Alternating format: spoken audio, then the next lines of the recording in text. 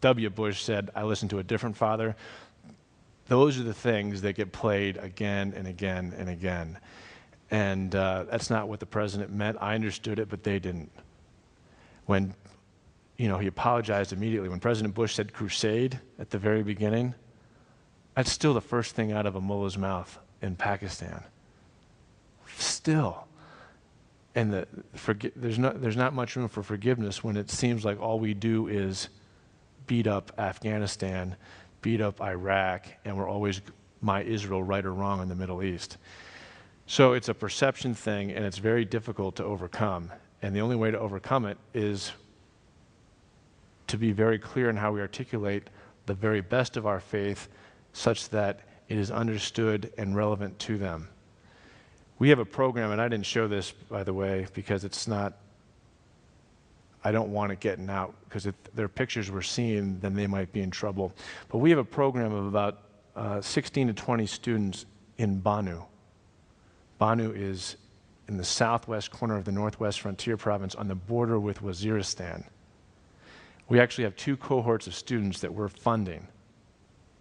And what we've done there in terms of religious freedom, right? We're not using words like democracy and human rights and religious freedom because that has the guise of American empire and you just want influence over me. But we went in there, we had these relationships, and we're paying for their education in a part of the world where 40% of the country, that region, lives below the poverty line. There's a 26% literacy rate and 3% literacy rate among women. And we're saying, we love you so much and unconditionally, we're going to pay for 45 to 75% of each student's tuition. Our only stipulation is that you include women and minorities, Christian. There's 1 Christian out of 20 because the percentages are so small. And we ask that you have a course among your students about tolerance. And we call that the Ummah in global society. The Ummah is an Arabic word for the worldwide body of Muslim believers, not unlike body of Christ in the global communion.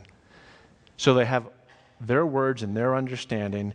They respect us for who we are because we're trying to serve them, and a different signal is sent. And I think that's the way you overcome the basic perceptions that come across on CNN and Fox. And let me tell you something. I don't care where you are politically, left or right, CNN or Fox. It is the worst news coverage of international things that is out there. Nuance does not exist. There are notable exceptions in some reporters.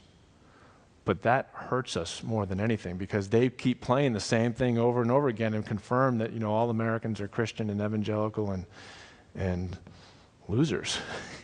And we need smart, articulate, nuanced Christian and evangelical voices saying, I look at every opportunity out there as a chance and a dare to love. It's not what you do if God is sovereign, it's how you do it. And to take advantage of the gifts and skills He's given you to do something in a way that reflects the glory of God. Thanks.